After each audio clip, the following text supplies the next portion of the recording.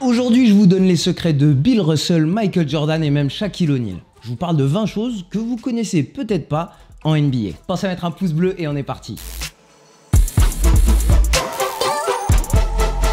Avant de démarrer, je tiens à remercier Back Market de me soutenir pour cette vidéo. Back Market, c'est le supermarché numéro 1 du high-tech reconditionné en France. Ils m'ont envoyé un iPhone de chez eux et même si c'est du reconditionné, c'est absolument parfait. Voilà, c'était tout pour Back Market et on peut passer à la vidéo. Numéro 1, Ronny Turiaf a eu une opération à cœur ouvert avant même que les Lakers le draftent. Et les Lakers ont payé pour l'opération. Et l'opération a duré 6 heures et selon Ronny Turiaf, il a fait un job de malade, le docteur. Voilà. On va dans le très triste. La mère, la grand-mère et le grand-père de Thomas Robinson, le joueur, sont morts dans l'espace d'un mois alors qu'il était à Kentucky. À cause de ça, il a dû pratiquement élever ses sœurs alors qu'il était joueur de basket universitaire dans une des plus grandes universités du monde. Numéro 3, je crois que j'ai enchaîné sur le triste à ce moment-là. Le père de Lamar Odom était addict à l'héroïne. Sa mère est morte du cancer quand il était très jeune. Et en 2006, Lamar Odom a perdu son propre enfant qui est mort dans son sommeil. Pendant une intersaison, Lamar Odom était dans un accident de voiture où un adolescent et son cousin sont morts et il en est sorti indemne. Et il a dit lors d'une interview qu'il a l'impression que la mort le suit depuis qu'il est jeune et qu'il n'a jamais eu le temps de pouvoir enterrer et dire au revoir à une personne. Je sais même pas si je vais mettre ça sur YouTube, c'est vachement badant. Donc si vous l'avez jugé sans connaître tout ça, peut-être que maintenant vous aurez un peu plus d'empathie pour lui. Numéro 4, Jimmy Butler a été abandonné quand il était jeune par sa mère parce qu'elle ne le trouvait pas beau. Mais par contre, il a bien dit qu'il ne tient pas à ce que cette histoire soit importante lors de son histoire. Il veut pas être relié à cette histoire trop longtemps. Il a été accueilli par une amie de sa maman et il la traite un peu comme sa mère. Numéro 5, le père de Kawhi Leonard a été tué à sa station de lavage de voiture à Compton en Californie. J'ai enchaîné les tristesses, hein.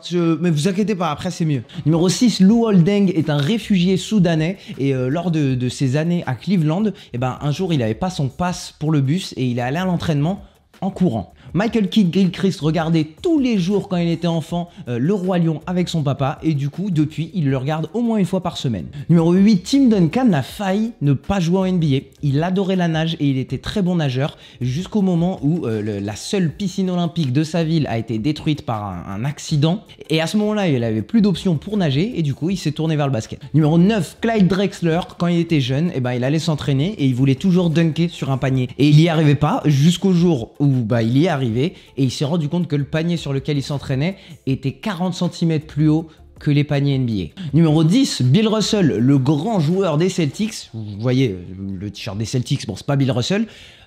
Avant chaque match où il avait vraiment la pression, il vomissait. Et selon ses coéquipiers, quand il vomissait, ça veut dire que ça allait avoir un bon match. Là, il allait avoir de la performance. Ça veut dire qu'il a dû vomir pas mal de fois vu le nombre de bagues qu'il a. En plus de ça, Bill Russell avait l'habitude d'être vraiment pote avec Wilt Chamberlain pendant l'intersaison et il disait à ses coéquipiers parce que comme ça, Wilt va pas aller à fond contre moi, il va être gentil.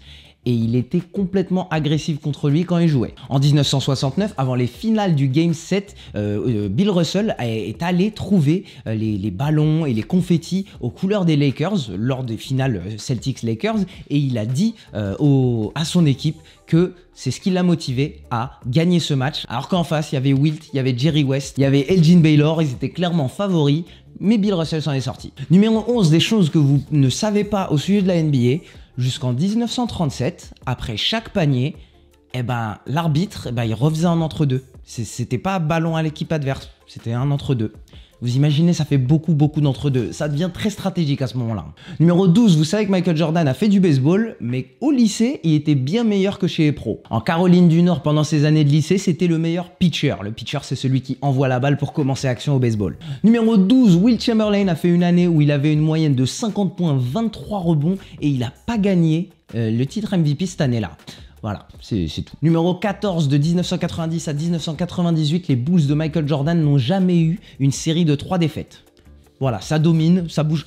Numéro 15, Shaquille O'Neal a manqué 5317 lancers francs. Et j'enchaîne avec les affaires de Shaquille O'Neal. Numéro 16, Shaquille O'Neal a mis qu'un seul 3 points de toute sa carrière. Numéro 17, Shaquille O'Neal a un doctorat. Donc respectez-le Shaq quand même. Numéro 18, il y a un fast-food que vous connaissez peut-être qui s'appelle Five Guys. C'est le fast-food préféré de Barack Obama. Et c'est surtout un fast-food qui a pour propriétaire Shaquille O'Neal. 10% des Five Guys aux États-Unis sont à Shaquille O'Neal. Numéro 19, on finit presque avec Shaquille O'Neal, mais j'ai une dernière histoire pour vous.